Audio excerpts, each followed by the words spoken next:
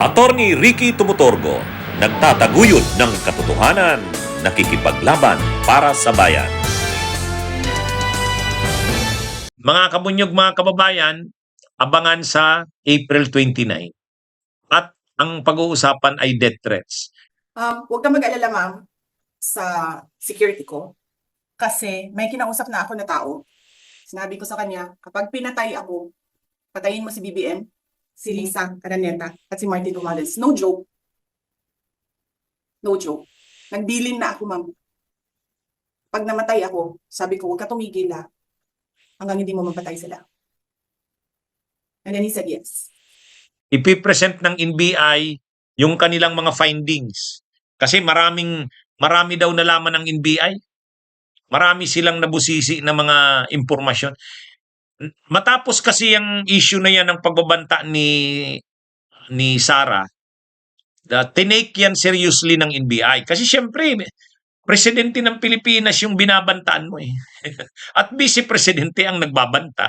Well, kung ano na po yung mga ebidensyang nandirito na nung ako'y bago pa dumating, nagkaroon po ng investigation to during the time po ni dating Director Santiago. At yung pong naging investigation na yan ay nagbunga ng kompletong dokumento na isinumiti po sa National Prosecution Service sa Department of Justice upang magsampa po ng kaso ng grave threat at inciting to sedition. And pending po ngayon ang decision yan, and we're hoping po na sana po madesisyon na ng Department of Justice sapagkat naniniwala po kami na kompleto naman po yung elemento ng aming tinutukoy. Kaya hindi kumbaga hindi binaliwala ng NBI yung issue na yan. Kaya inimbestigahan. At matapos maimbestigahan ng NBI, nang may sapat na silang ebidensya, final nila ang kaso sa DOJ. So nasa DOJ na yan ngayon. Ipipresent yan sa Wednesday. So abangan natin mga kabunyog, mga kababayan. Ang importante ngayon na development, ayon sa NBI, yung anuan niya na yon, yung sinabi na yan ni Sara Duterte na may kinausap siya na kung may mangyari sa kanya, may kinausap na siyang papatay din sa Pangulo at sa First Lady at kay Martin Romualdez. Totoo daw yun. Ayon sa NBI, may lead sila na sinundan. May tao talagang kinausap. May tao talagang kinausap. Ito. Meron po, but pasensya na, I am not in the liberty to divulge it publicly kasi ongoing investigation po ito. So hindi po namin may didetalye, but meron po kaming mga sinusundan po. Kaya mga kabunyog, mayroong nakuhang lead ang NBI na kaya hindi talaga makakatindig yung sinasabi ni Sara na biro lang yun. Kasi kung biro lang yun, bakit meron kang kinausap? Kung joke, kung biro lang yun, kung hindi naman seryoso, bakit may kinausap? So kumpirmado ng NBI na may kinausap talaga, napapatay sa Pangulo, sa First Lady at kay Romualdez. Kaya pinapalalim pa, continuing pa, patuloy pa ang investigasyon, pero kumpirmado nilang may kinausap. So kung may kinausap ka, hindi totoo yung sinasabi mong ano lang naman yun, sineryoso nyo yun, joke lang naman yun. At sa totoo lang, nagsabi naman talaga si Sarang, no joke. No joke. It's no joke. No joke. Kaya yan mga kabunyog, mga kababayan. Ngayon, mas malalaman natin ang buong kwento niyan. Malalaman natin ang buong kwento at mga dagdag na impormasyon sa hearing sa April 29, sa Wednesday. Kasi ang pag-uusapan na dyan nga, yung tungkol na sa death threats, mga kabunyog. Anyway, sabi ni Attorney Melvin Matibag ng NBI, actually hanggang ngayon, hindi nila ini-ignore yung ban na yan sa buhay ng Pangulo kasi itong pamilya Duterte Anya, ulit-ulit ang tungkol dyan sa pagbabanta sa buhay ng Pangulo eh. Hindi lang naman si Sara.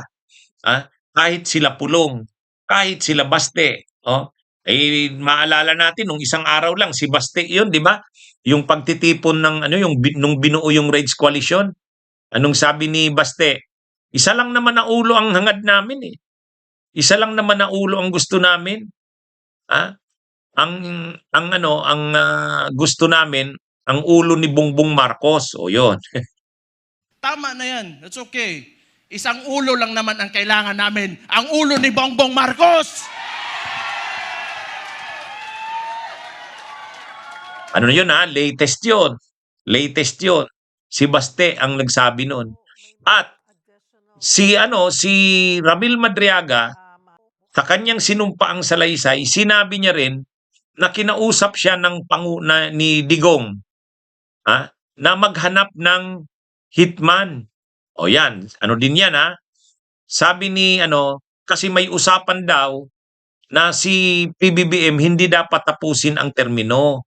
Kasi si Sara yung magtatapos, may term sharing. Pero pag hindi sinunod ni PBBM,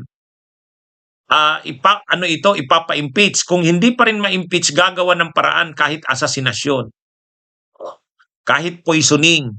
Kaya pinahanap daw si Ramil Madriaga ng taong ng hitman na magsasagawa, mag-i-execute. Kaya ayon kay Attorney Malvin Matibag, ang usapin na yan sa banta sa buhay ng Pangulo Meron po, ay but, pasensya na, we are not maraming in the mga liberty testigo. Si to Ramil because of Madriaga, public, kinausap kasi siya ni investigative Digong, ongoing investigation si po ito. So, hindi po si namin Sara Duterte pinidetalye, mismo, but meron po online, kaming mga sinabi sinusundan niya po. na may kinausap na siya, napapatay sa Pangulo, sa First Lady, At si Baste naman, publicly, sinabi niya, may isa lang naman na ulo ang hinahangad nila.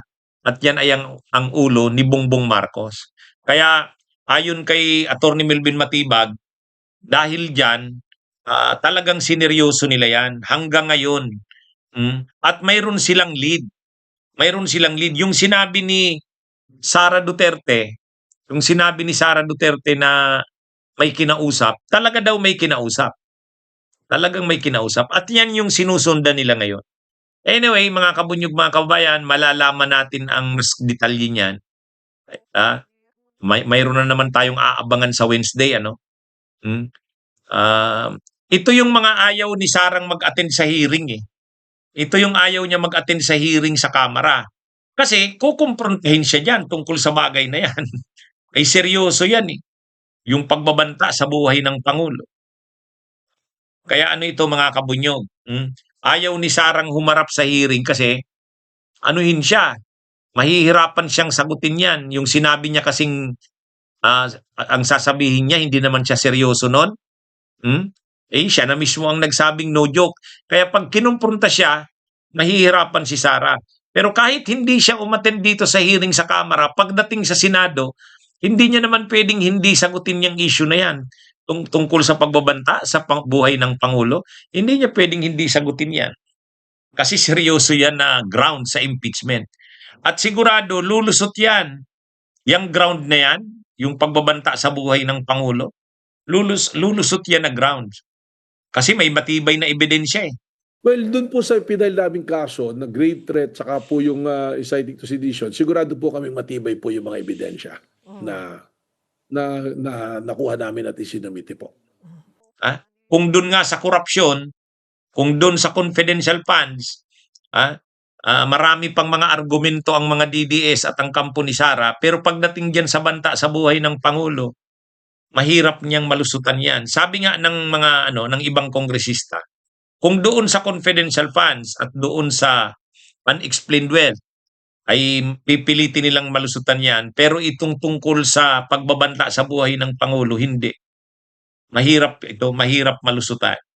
Kaya anyway, para mas makita natin itong sinasabi ni Atty. Melvin Matibag na mayroon daw siyang bagong lead na pinupurso sila tungkol dito sa pagbabanta ni Sara. Abangan natin sa Wednesday. Yung pa lang naman po yung kaso kasi dito naman po sa atin, yung conspiracy to commit murder, hindi naman po actionable pa na case yan unless nagkaroon na ng yung ibang elements na prostrated, na attempted, ganun po. Pero yun nga po, sinasabi ko, the threat that was made, hindi po siya conditional. That is an absolute po eh. Absolute po na threat yan eh. Malinaw naman po yung